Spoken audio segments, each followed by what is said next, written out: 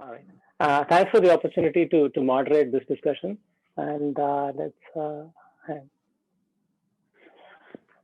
I work for Mahindra, and I head the digital transformation with Mahindra Group, and specifically for the farm division. I also head the digital operations for their farm digital center. And my experience with data analytics and the machine learning has been, with different organizations before, like Ford and Nissan Digital, for over about 8 years now. And the ramp has been slowly steep as the days passed. There are a few topics that I've been asked to discuss during this, and some of these are with respect to efficiency that machine learning gives. Some of these are with respect to leadership capability that two people bring into the mix during these times of coronavirus, and there are also some questions around do we see these as hyped variations of quick smoke and mirrors, or do we see this as uh, long time helpers on part of our tech stack, right? So is the adoption going to be a longer runway, or is the adoption quick and we see the lifetime of these technologies to be really short term, and so on. So let me quickly go over to the first question that we're going to address here, which is on the predictive maintenance. The topic is very close to our heart in terms of how we can make machines in the plant more efficient, how the equipment time can be, enhanced, and how different efficiencies can kick in. And when we speak of machine learning, we're talking about the data, the availability of clean data. So when it comes to equipments, we're talking about thermal sensors, we're talking about oil temperatures, we're talking about noises coming in from machines, we're talking about vibrations from machines, we're talking about all of these multiple data sources to give us a feel of how is the equipment performing, right? And so one is to collect these data from these sensors from the machines that we employ. The second is the availability of data for the data scientists to actually work on and get upskilled on, right? So that's about there are a multitude of data sets available now, even with NASA, where they've given data sets about how their turbines run, how their fans run, how they compare the variations of depreciation and current state with 21 rotors and their engines and so on.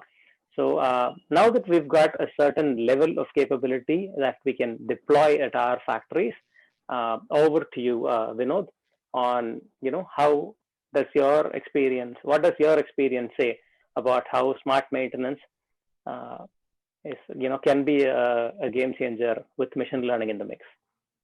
Okay, so you did say interesting thing that this is close to our heart, and if I just think of the close to heart part of it, everybody has seen this valuable insight. So this is all about predicting something from happening, and then taking advantage of that, right? So we just had our great Indian captain who retired from the scene, and we have all heard about his actionable insight from behind the stump, and his bowlers taking advantage of his advice and listening to it and becoming more successful based on his prediction. So it was all this machine learning based on his experience which was running his head. And then you also brought up interesting topic is that this needs a lot of data and it needs to be clean, and then you make it available to your data scientist who study this data.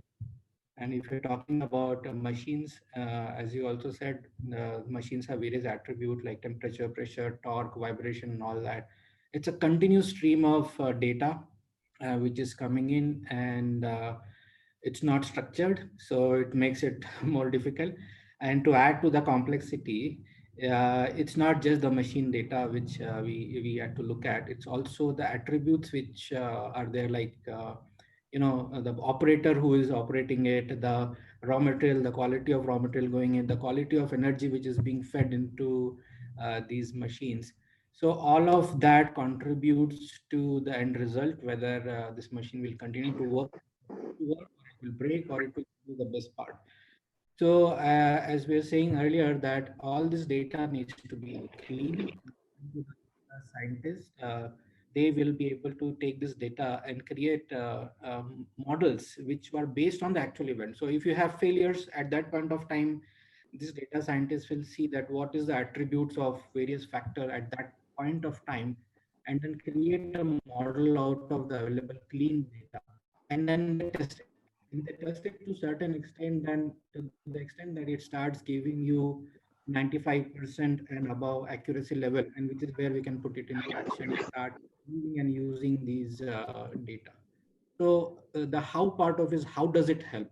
So the way it would help the industries is if you have actionable insight coming out of this machine learning and it's able to predict failures, you are actually first of all you are taking care of preventing a downtime. In some industries, there are penalties if you are not able to produce in time and fulfill your orders. If you are producing there's a downtime, which means there is a loss in people just waiting and doing nothing. And then on top of that, you end up using more spares for maintaining this. And so there's a lot of it is mostly categorized into two. It's like capex impact and the EBIT impact. So if you do the machine learning in AI properly, and you are able to do predicted, you are actually getting into prognostic is when you are able to come to a conclusion that when this can happen. Like there have been instances and examples that you would be able to read, is like you are able to predict that this particular failure will happen in this 30 hours of cycle of the next 30 hours or in these next 3 days. We are also getting into prognostic and able to pinpoint when this will happen so that we can take a proactive measure and prevent things from happening. And that leads into the asset life cycle increase. So these are two elements which help to use AI and ML effectively in the manufacturing to add to your EBIT and capex, which is like you are maximizing the capital investment that you have done in your plant, and at the same time like you are eliminating the need of adding more capacity, which is directly contributing to your bottom line and your profitability increase. So this is my 2 cents on this. Over to you, Vikram. Very, very nice. Yeah. Thanks for those thoughts, Vinod. Like when you were saying about the lifetime of machines, a lot of stuff that I read on this topic was into moving factories as a service or as a lease business, wherein they have something called remaining usable lifetime or remaining usable time. So reliability is built on the service contract now, and it becomes more of how far can we successfully function at the expected levels. Rajesh, what is your thought on this? Yeah, so I think so. Vinod covered very nicely and decent point on predictive maintenance with MLAI and all. So he spoke more on the benefits and all. I would give a live case study specifically on G product that is on turbines that is generating power. So in one of my previous thing, we have seen how the whole benefit is arrived by the organization by predictive maintenance. And most important point is as rightly said by Vinod, it is just not downtime or saving of spares and all, but high availability. Because if you are doing your maintenance predictively, your availability is high. And if you have a power plant and if you are doing, managing, distributing power, you can understand the criticality. Every minute is a revenue loss. So from that angle, predictive maintenance, has really given, critical processes. I would not say all the processes of the organization, but critical processes more benefit.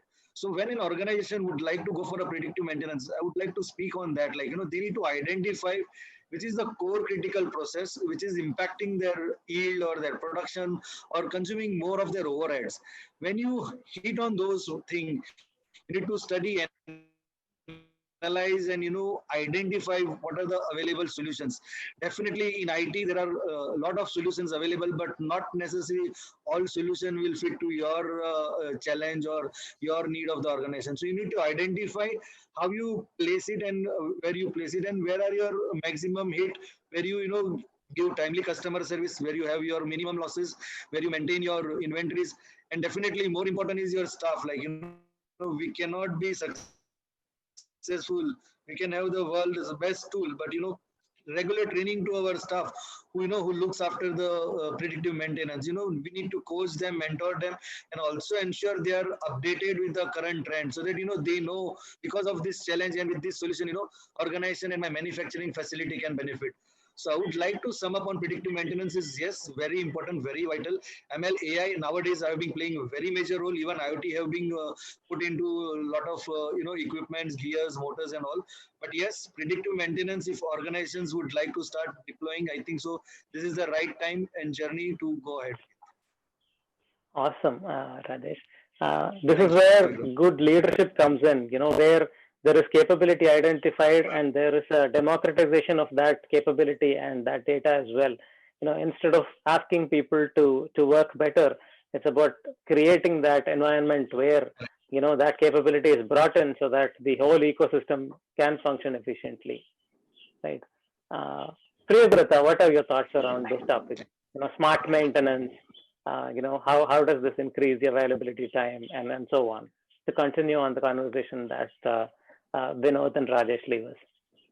Yeah, so this is one of the key area which is mainly used in the smart factory concept, and within the smart factory concept, the smart way of maintaining the equipment is very, very critical and necessary.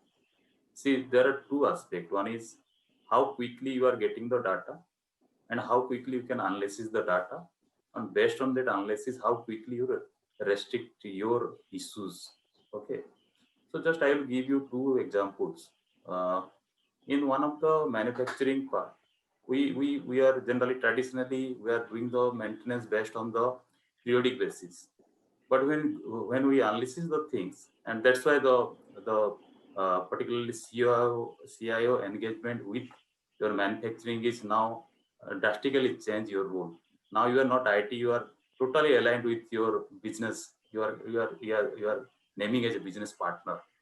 So when you see there is a erosion in the furnace, okay, and that erosion is happening periodically. But yes, there are some characteristics which can enhance the defective part. So we have collected the data and we have to model the data. When you model up to 3 to 4 months, and that predict your analysis. And during this period, we have achieved our turnaround time nearly 20%. We have decreased our turnaround time, and the productivity enhanced up to 20 to 30%. So that was the power of this predictive maintenance and the analytics. Over to you. Thanks, Abhay. Sorry to get you in fourth on this question. We know you'll have something to say on this topic. Go on, please. The stage is yours. Yeah, thanks to everybody, and it was really a good conversation what I am going through since morning on various topics which are hosted by Exito.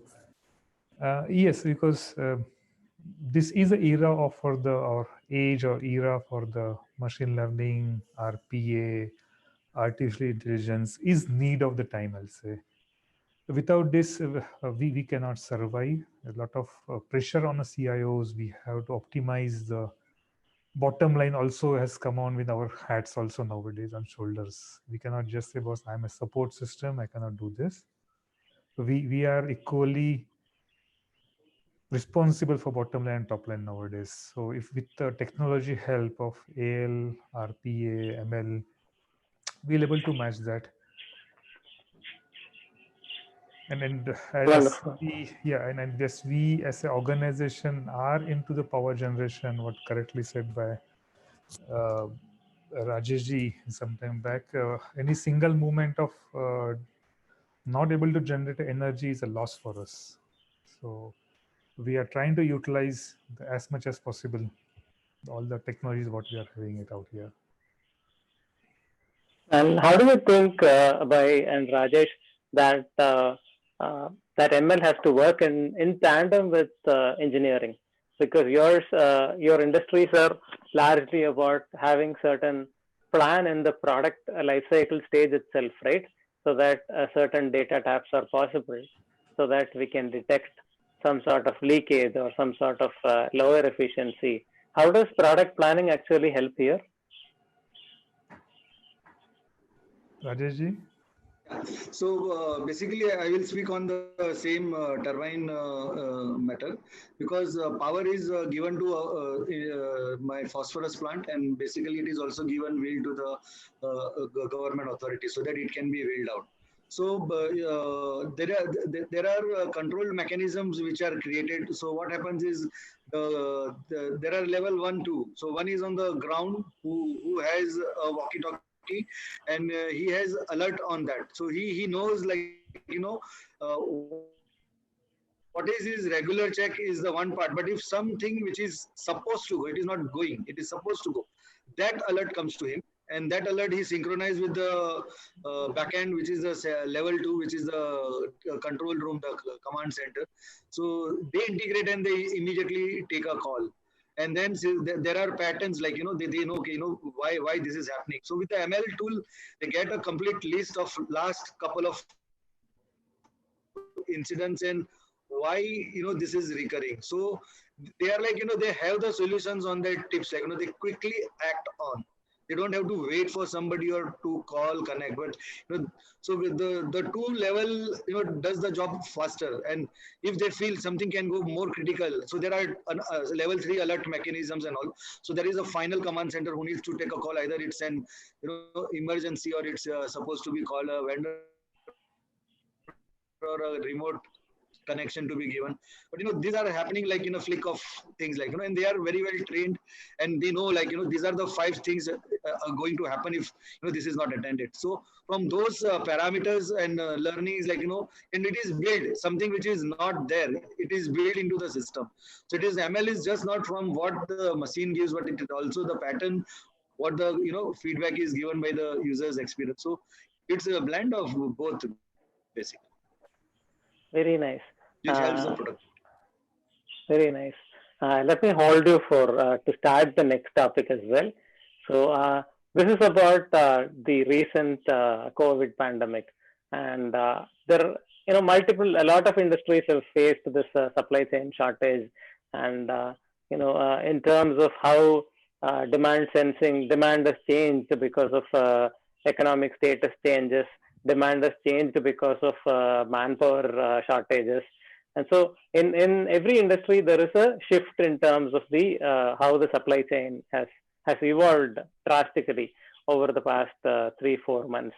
So how does machine learning actually get into this picture, and how has it actually changed the game for the better? I know that there is a flip side of this as well, where wherever we were working on extrapolating the historic sales or historic demand, things haven't worked because the 3-year data or the 1-year data of the previous July or June wasn't very useful in this July and June. So with that said, how has machine learning actually played a great role during this crisis, especially to handle supply chain? Rajesh ji, over to you. So yes, this was a very unpredicted situation for all the organizations, let it be a manufacturing or a service or any industry, like, So few of them have taken advantage and benefit, and few have definitely faced a major chunk. So we being in manufacturing, yes, definitely we do had major challenges. And the situation in India was like, it was March, that is the quarter end, like, and the year end and half year end. So, those numbers are very big for any organization. And for us also, it was very critical. So the shipment and movement was stopped in last 2 weeks after 20th and 25th, like, this was a period, like, movement was completely stopped. So, how do we work? So, we had worked with the business to identify if we have to keep our plant operations running. We are into chemical and agrochemicals and pharmaceuticals. So, back to back, we were, how do we make it operational? So 2-3 major factors were identified. People, like, how people will come in this pandemic, like, because we have got employees and laborers, and laborers are like, on roll and on contract. So these are the two major segment, like, employee we can still consider, but when we talk about the laborers. So, and this is the complete, whole ecosystem. Second was the availability of the material. That was the second important task. Right. And third thing was any emergencies, like, how do we handle? So these were the top three radars which were kept. So with this requirement, and we were under essential, so we got permissions to operate plant at a very low capacity in April and May. We picked up. So in this pandemic, for us was like, material was not that challenge. Since essential, we were able to manage it for supply chain. Also, the emergencies also, we had good connects with the authorities and our suppliers and all. So, remotely there were some incidents where, remote calls happened, and, our engineers did the maintenance, or, handling, reducing downtime. But the labor was main challenge. So, we focused, like, what is the concern? Like, the concern was, will we be protected? Will we be safe? Those were the worries of these people at a lower level. And you have seen the news, people were migrating from one place to another. And, but then what we as an organization did was, like, we quickly did an analysis, what type of contractors and laborers we are having and how can we protect them. So we took a 30-60 ratio, like, 30% are the laborers which we require and how we can retain them during this pandemic. How do we take care of them? That was from the social point of view, but from the technology point of view, government, regulation, compliance, we did an AI tool rather than the ML. So what we did was we used the thermal and mask recognition immediately. It was deployed in a flick of a time. Solutions were available, and we gave that comfort to this 30% of the laborers. So when they started coming in, going out, taking care, sanitization and everything was done.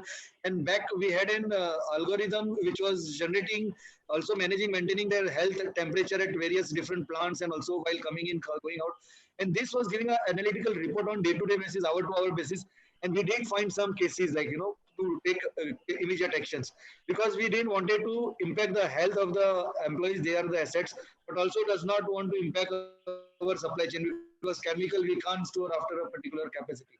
So all those things was very well planned, worked out. Yes, challenges was there. For us, it was majorly the labor, but we attacked with business together, and we were fairly, successful. And today we have around 80% labor force working and capacities working in our manufacturing in last 2 months.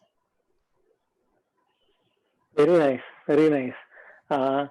So I also recently read a startup about a startup in Israel, which was actually working on autonomous vehicles to assess the distance between vehicles, for safety and collision. They had repurposed their product to look at social distancing on camera, and they had rolled this out as a product to factories during the season. Yeah, that was wonderful, Rajesh. Priyabrata, can we hear from you, please? Yeah, so as far as supply chain cycle is concerned, in the traditional way, it was 45 days for a manufacturing plant. But when we make it transformation for digitally, we have reduced from 45 to 20 days and 20 days to 10 days. What we have done, particularly the ATP and CTP concept, the algorithm, through we have generated the planning engine. And the planner is accurately through the result based on the availability and based on the customer order. And we have a very strong networking, the digital networking with all the vendors, nearly 500 to 600 vendors. They readily, easily available the data within them. And within this digitally communication, they have to confirm the delivery date, so that based on that, your actual production will happen. And right from your get entry to GRN, everywhere QR code system, vehicle tracking system, and automatic GRN process through RPA. So these are the things which reduce drastically your turnaround time and accuracy of the data, available to data.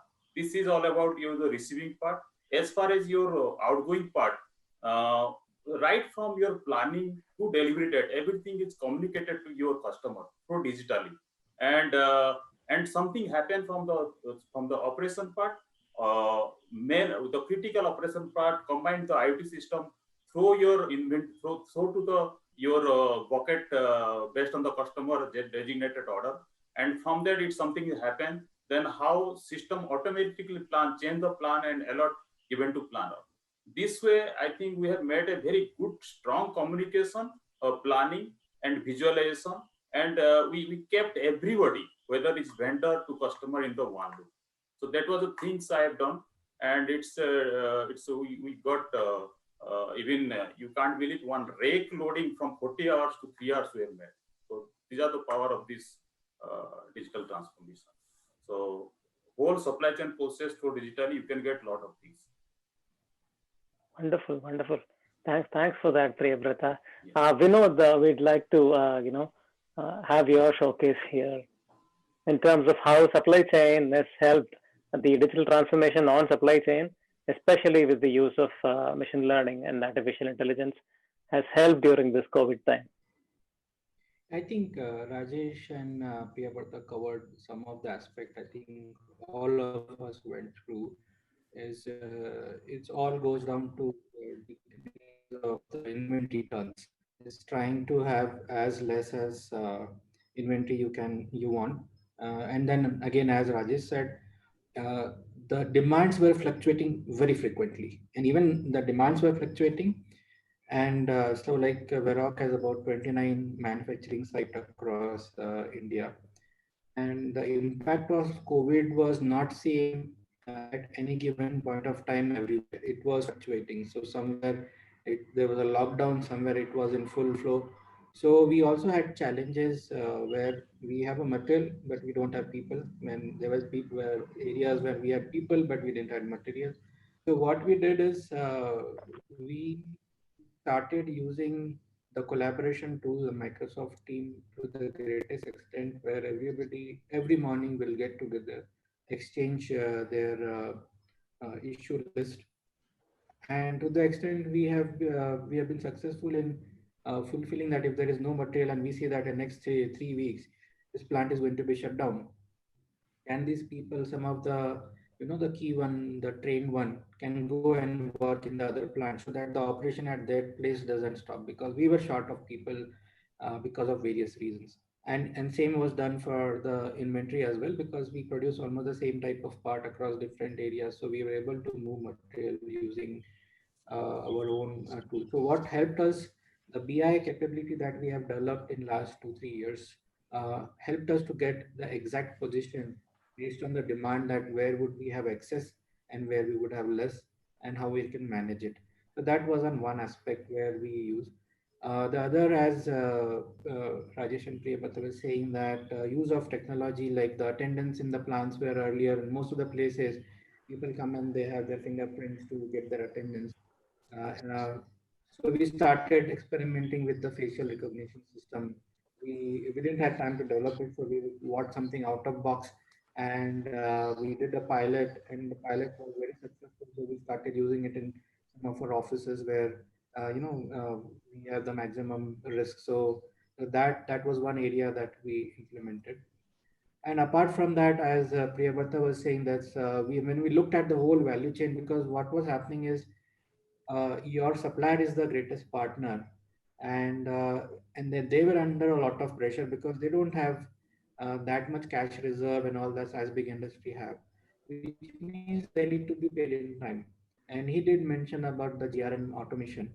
So during this time, and it's not like this time, this has been in discussion for a long time, that we need to automate our GRN process, where once the invoice come in, we scan it, and then it's a image file, and then when it comes to payment after 45 days, there are a lot of issues that you find out after in that time. Can we not automate that? We have the invoice, whether it is coming electronic, then it becomes easier, but if it is coming physically, then scan OCR, do an RPA, extract data, and then talk to SAP and say, check that okay, the numbers are right, and then do the automatic GRM. That is one project that we have kicked off in last 1.5 months, and we are in a process where we are trying to design the best thing that we can use across all our plants. So in a way, this COVID scenario has given a boost to that requirement, and we have been able to take it to the next level. So the RPA is something that we are implementing and starting with the payable part first. Awesome, awesome. Uh, Abhay, what are your thoughts around? We've covered, I think, the 9 yards of supply chain, right from facial recognition to OCR to having predicting the demand in certain zones. Over to you, Abhay. What do you think? Yeah, as like I'll add it out here. Like it, the I was looking at the presentation done by Sumit from the JSL. They have already gone ahead with a lot of developments in the supply chain. And what I can say about Jackson, the investment what we had done a couple of years back has helped us in this scenario, in this COVID situation.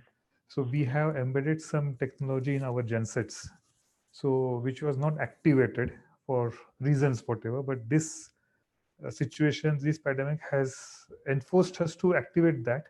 And anywhere, any downtime of any gensets, we were able to trigger the tickets to my service engineers, because during this we have served Ambala airport where our prestigious fighter planes were landed. So we have our gensets there. We were serving central all the railways, finance ministries, hospitals. So anywhere we used to get malfunctioning of our generators, so engineers were getting the tickets on their mobiles, and they used to go and serve. So the investment what company has done couple of years back has been made advantage out here. I'll say I'll put it in between. It is a part of RPA or AI, which helped us. The investment what we did has shown the fruits at this juncture. Awesome.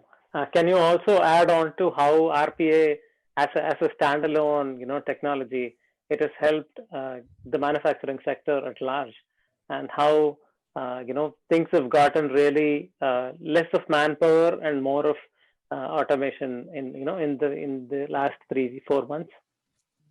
Yeah, I'll say again, RPA has helped us.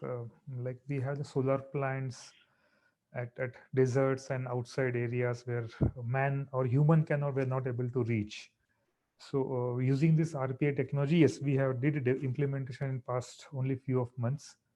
So we have this robotic arms and so whenever we have this sandstorms in Rajasthan or exterior part of Gujarat, so we have that analytics machine learning built into that device or that robotics, which help to clean the glasses so that we the loss of energy is not there, and we get a maximum output from the Panels. field, solar panels field, and the manufacturing plant we have across India.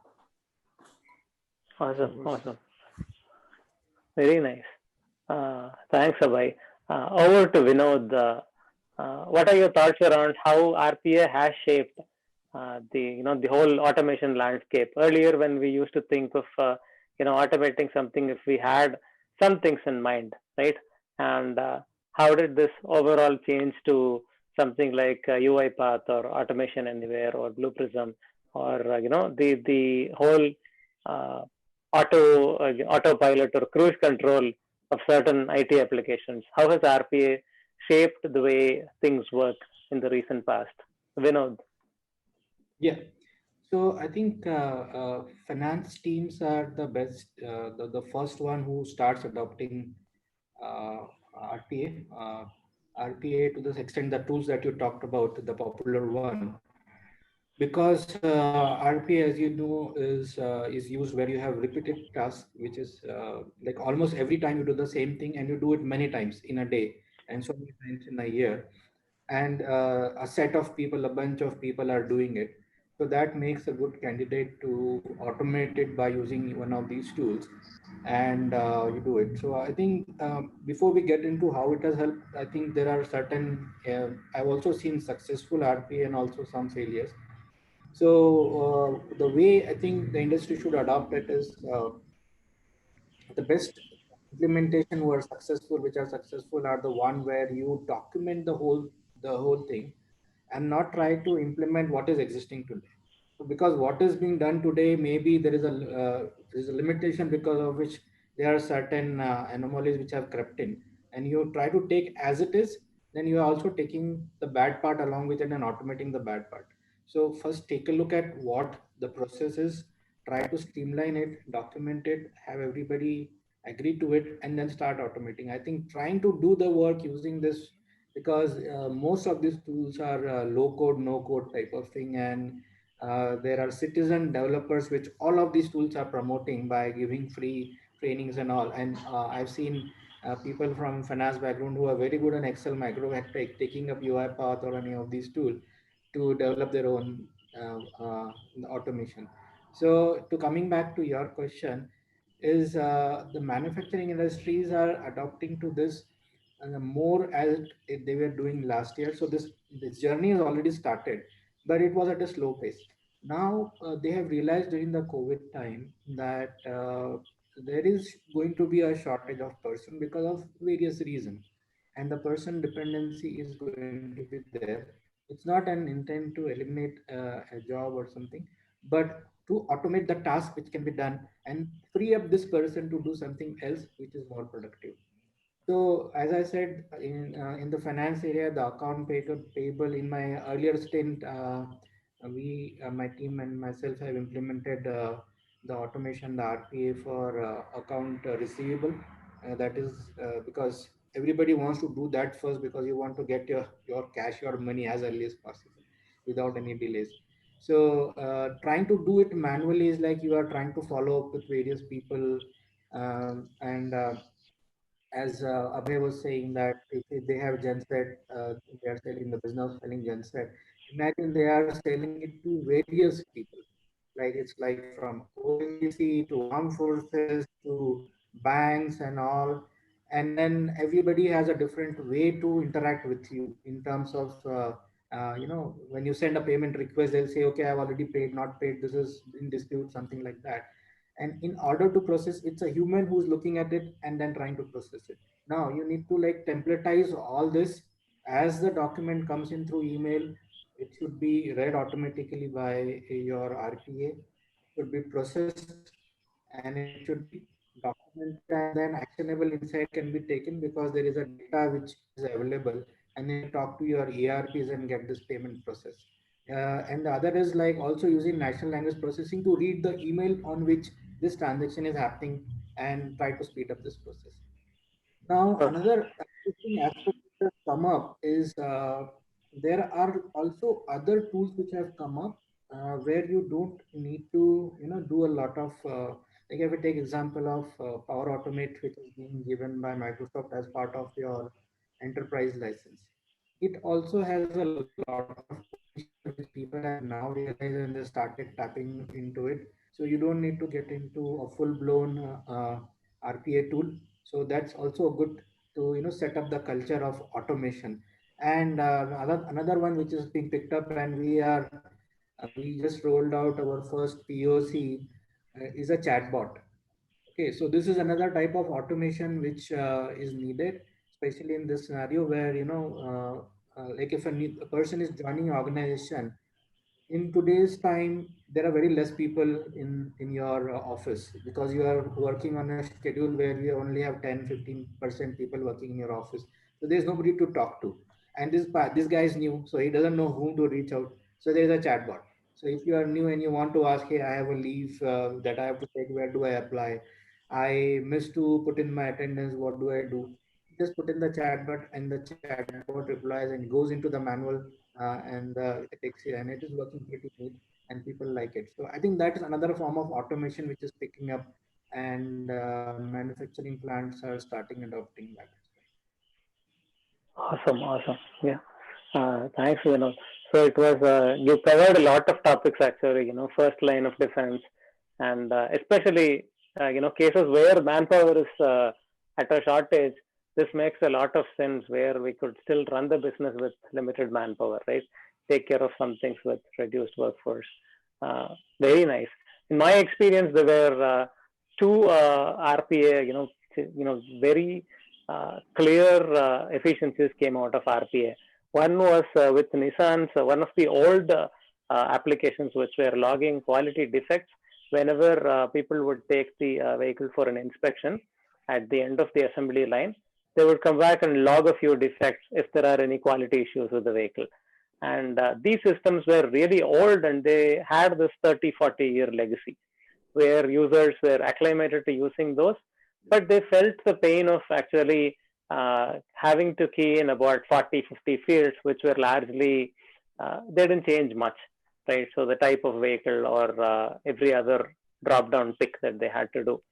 So it was also not a wise thing for us to reinvest in that portfolio, because we were thinking of replacing the whole thing with the new suite sometime down the lane. So RPA came in very handy at that point, where we asked these users to just mention their defects on an Excel spreadsheet with just the necessary data.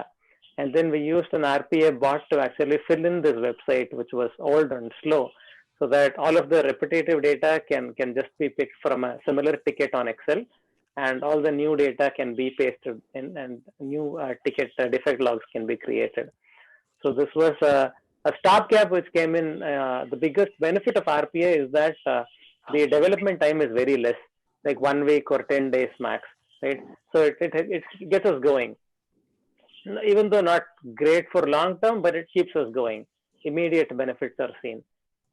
The second example is how during the COVID time, one of the very young stock traders that I know of, like 19, 20 years old, he set up this whole auto trading bot based on the price changes.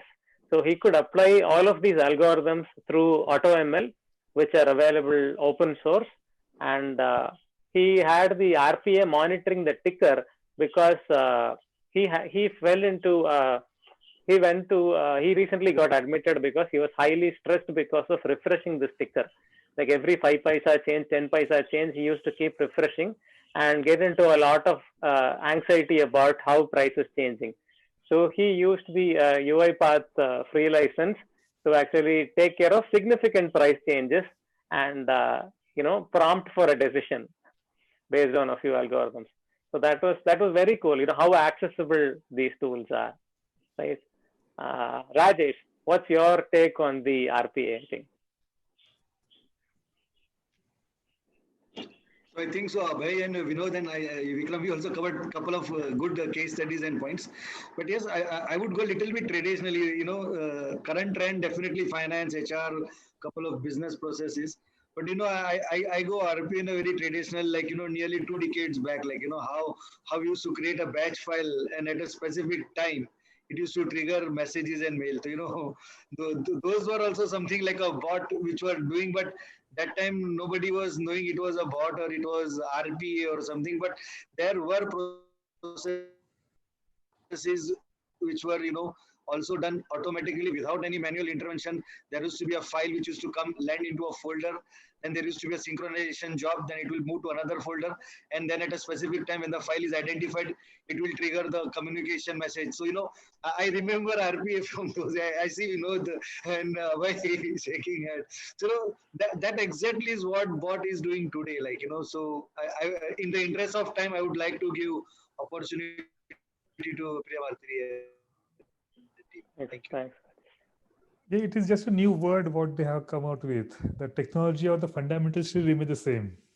Old wine in new bottle. Old wine in new bottle. Very correctly said. Correct. Right.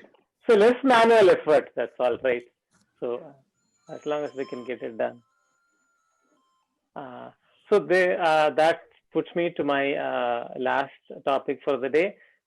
How far do we see large-scale adoption of these technologies?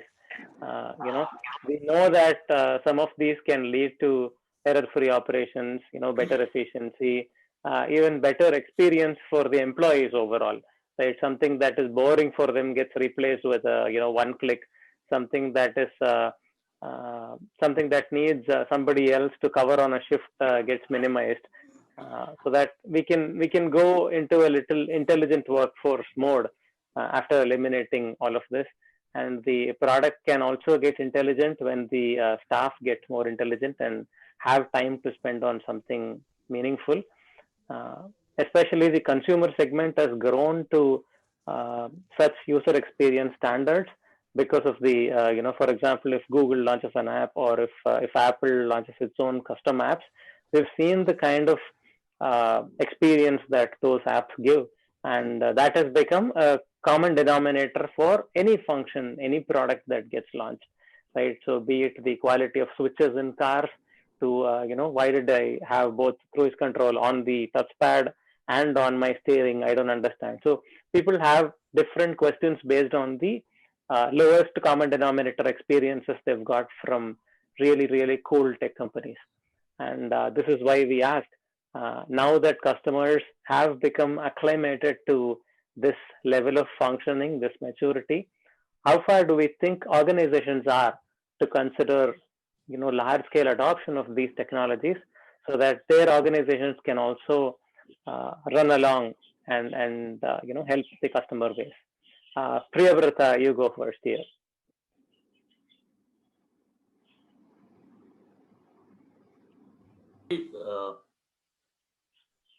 Bikram, sorry, can you repeat the question, please? Due to some network. So the question is about how do you see the large-scale adoption of RPA and ML for increased efficiency and better experience for your customer base? Where do you see this runway going? Like, do you think that will become a de facto must-have feature for your organization and the organizations around 5 years from now, 1 year from now? How do you see it? Okay, so suppose organization is going for a shared service model, particularly if you see in the shared service, in traditional way shared service. Now the things is totally different, and the evolution of RPA with shared service, I think it is giving a lot of value addition to the organization. If you talk about the account payable, account receivable, your data management, your master data management, everywhere RPA has a very, very, very big role. Just imagine, suppose there are 10 locations, 10 manufacturing locations. Everywhere you are putting your procurement team, your sales team, your IT team. Now coming to the shared service model, I think just one location you put all your resources. I think very less resources.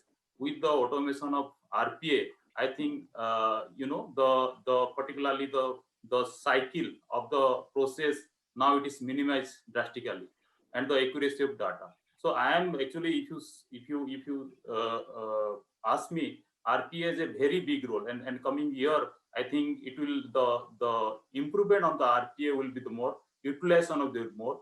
Now all the manufacturing process started for the GRN process in a very big way. I'm telling you, in the GRN process, people are using RPA very, very efficiently, and particularly the master data management side, as far as IT is concerned, they are using RPA. So you can decrease your manpower and high accuracy in the data, and then you minimize the turnaround time.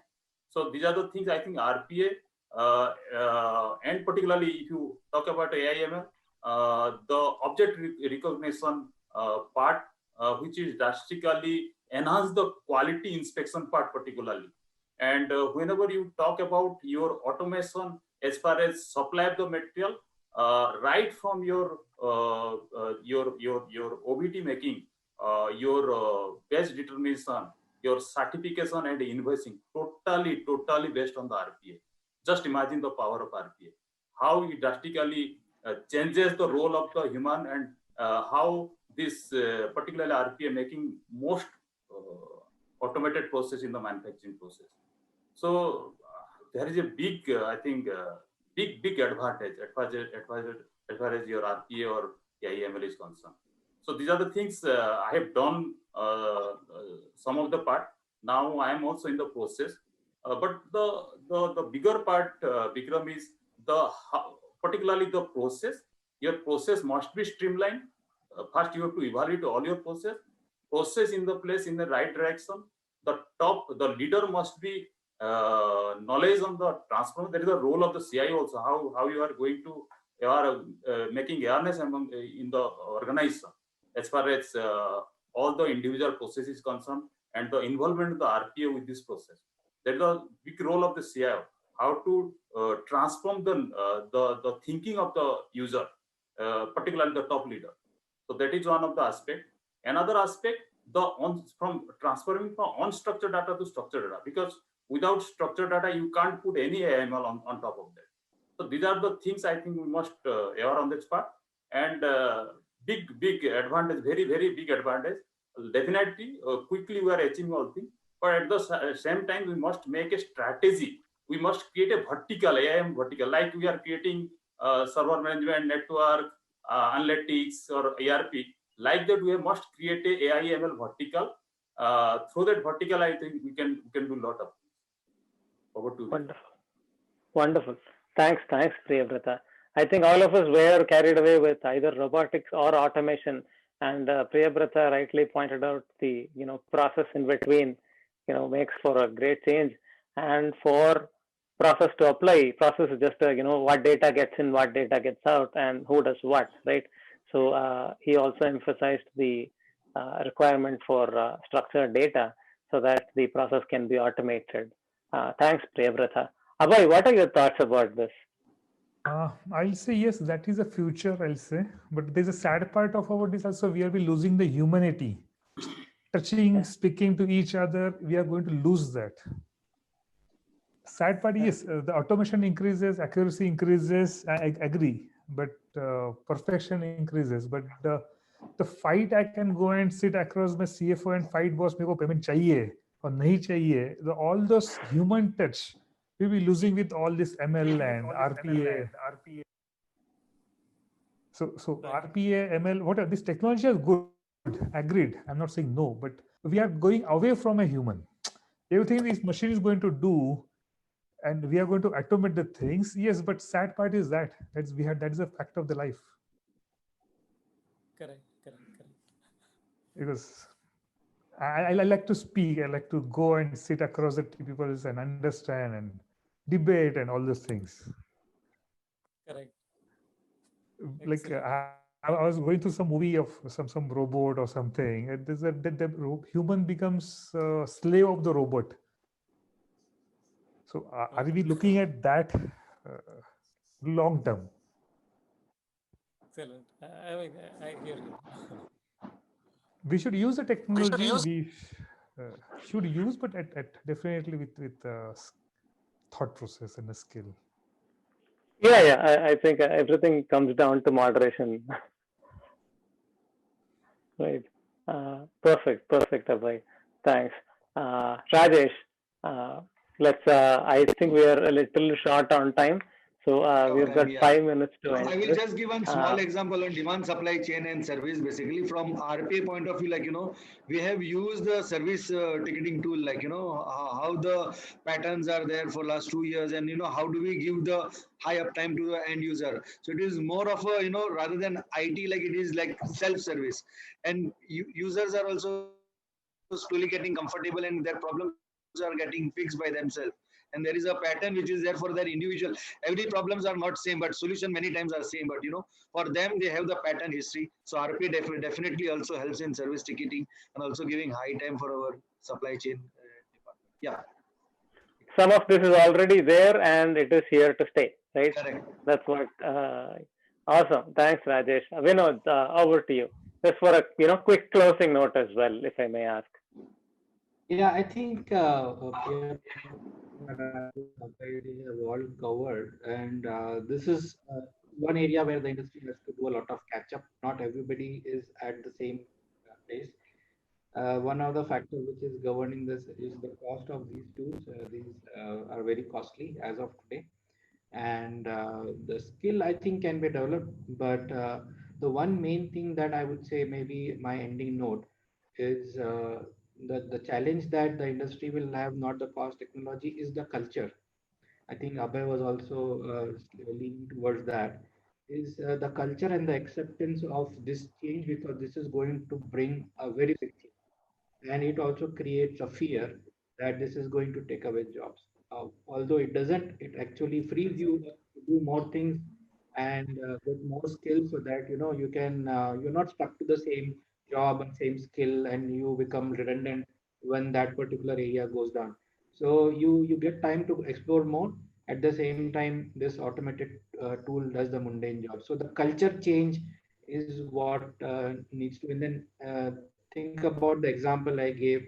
If the captain tells the bowler that, hey, do this shot, thoda shot dalo, and he follows it and he gets the result, and then that is going to happen in case of AI ML. People will get good experiences and they will think that, yeah, it helped me, and there will be adoption rate will increase. So I think the culture change, the organization has to work on those to train people and tell them what is this all about and how this is going to help, and sort of democratize this so that they can do their own. Excellent, excellent closure, Vinod. It was really fun to hang around with you people in the although it's virtual. And thanks for the time. Thanks for the learnings. I hope you had fun too. Yeah. Yep. Thank you, everybody. Bye-bye, Vinod, Priyavarti, and Vikram. Thank you, everybody. Thanks. Thanks. Everyone. Thanks. Thank you. Thank you. Bye. Bye. Thank you, esteemed panelists. We do have one question from one of the delegates, that is Mr. Rajesh Lalwani. He asked, how much time did it take to implement rollout and team size, and also discuss the team size with regards to these, solutions which you have adopted in your platforms? I'm not sure which question he was asking, but if it is about RPA, my personal experience doing it is I in my earlier stint, I had people who had just passed on from college. They had undergone the certification of this tool without needing the tool. Uh, they were able to do it in a 1.5 month. The certification was there, after which we got the license of that tool. And the first one, the first phase of the account payable automation was ready in 1.5 months. So we're talking about one person getting trained in like roughly 2 months of time, including the certification, and then working on the process and trying to automate the process. And the panelists did say that it takes a couple of weeks. It's like we're talking about a couple of weeks to a month and a half to take care of something which is like account payable, and it takes care of your repetitive activity. Anybody you can like to add to it? In my opinion, uh, we've got from the academic side, even if you're hiring early talent workforce, I see that people are more equipped towards machine learning into their subjects than anything else now. So I think we are fairly prepped to take these on in the into the industry. I need to add only one point is the planning. Like one is the solution and the team and the partner and the challenge. But important is also the commercial aspect and the evaluation. Because when you go for two products, you take time. So this is one factor. If you are evaluating, you need to keep that factor in time, because that evaluation should be at least 15-20 days to identify which is the right product, and then take the decision forward. Yeah, thank you. So we have implemented RPA for GRN and for master data management. It's took 2 to 4 months. By 4 months, we have completed the project, and we have gone live from the 5th month onwards. So it took that amount of time. We have considered total 10 locations. So for the 10 locations, so 2 to 4 months, we have completed both the process. I think Rajesh and Priyabrata, they both brought an important aspect is the planning part of it, because once you get a bot, this bot is actually available for you 24 hours. And if your process that you are trying to automate can utilize it only for 4 hours, because that is what a person do in a day's job. So you are trying to automate that 4 hour and get it done in 5 minutes. You need to also make sure that your bot gets utilized for those whole 24 hours, because it's a investment that you're making. Maximize the investment by planning and having as much as automation ideas that you have. You load your bot and you utilize it to the full extent. So I think we are short of time. I can see some notes from Aditya. So we have to end this. Yeah. So thank you.